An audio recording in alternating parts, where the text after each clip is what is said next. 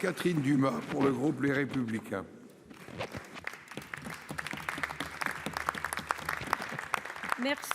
Merci, Monsieur le Président. Ma question s'adresse à Monsieur Gérald Darmanin, ministre de l'Intérieur et des Outre-mer.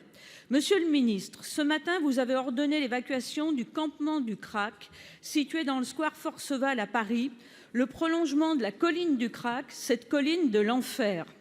Annoncée comme une opération d'envergure dans la lutte contre la drogue dans la capitale, une question demeure, Monsieur le ministre. Où sont-ils allés? Où vont-ils aller? Seront-ils soignés?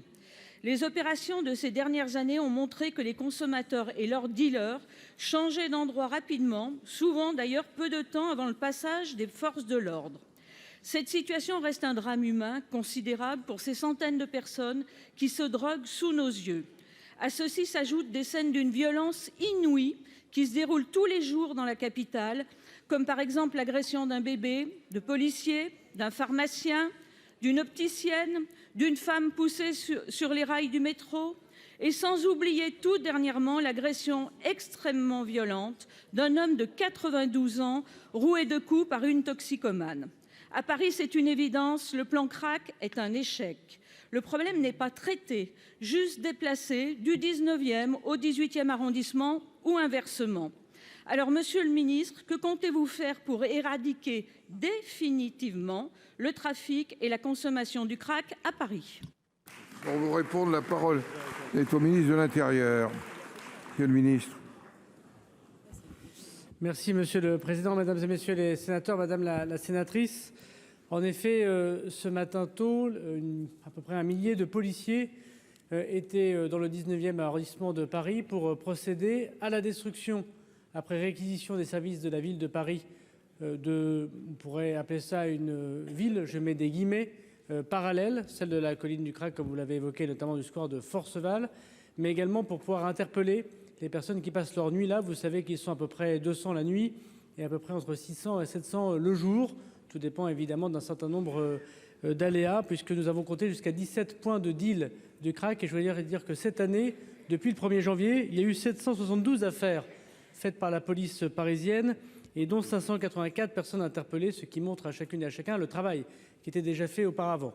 Mais après m'en avoir trouvé auprès de Madame la Première ministre, j'ai décidé cette opération qui permettra de laisser pendant plusieurs jours, plusieurs semaines, plusieurs mois s'il le faut, des centaines de policiers à Paris, entre la place de Stalingrad jusqu'aux les deux villes de Bervilliers et de Pantin, pour empêcher évidemment la reconstitution de ces villages. Il ne s'agit pas de les déplacer, mais il s'agit évidemment de mettre fin à ce village de drogue à ciel ouvert. Il y a eu ce matin 211 contrôles de personnes. 52 personnes étaient sous l'infraction à la législation sur les étrangers. En gros, ils étaient irréguliers sur le territoire national. Ils ont donc été conduits, ils sont en train d'être conduits dans les centres de rétention administratifs au moment où nous parlons. Nous avons réservé 70 places de CRA pour pouvoir justement permettre de mettre ces personnes dans les CRA et pouvoir les expulser du territoire national. 63 ont été mises à l'abri, notamment des femmes particulièrement vulnérables.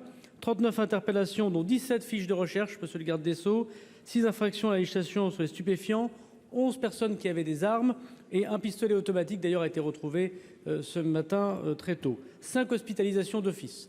Madame la sénatrice, l'État a pris ses responsabilités pour mettre fin à ce désordre que les Parisiens ne pouvaient plus accepter.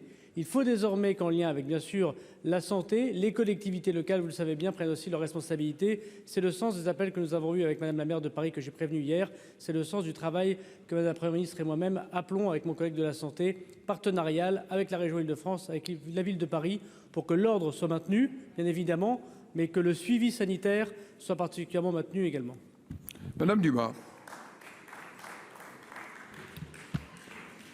Merci, Monsieur le ministre. Bon, je prends note de ces éléments qui sont censés répondre à l'inquiétude et à la colère, surtout des habitants des riverains, mais aussi à l'impatience des élus parisiens. Avec les élus du groupe Changer Paris, sous la présidence de Rachida Dati, nous prendrons d'ailleurs une initiative lors du prochain Conseil de Paris. À cette occasion, nous comptons sur le plein soutien du préfet de police, Laurent Nunez, d'autant que l'exécutif parisien a montré toutes ces dernières années son incompétence, son inefficacité en la matière. Alors, Monsieur le ministre, votre responsabilité est grande. Ne laissez pas perdurer dans notre capitale le plus grand marché à ciel ouvert de crack en France. Merci. La parole est à notre collègue Jean-Marc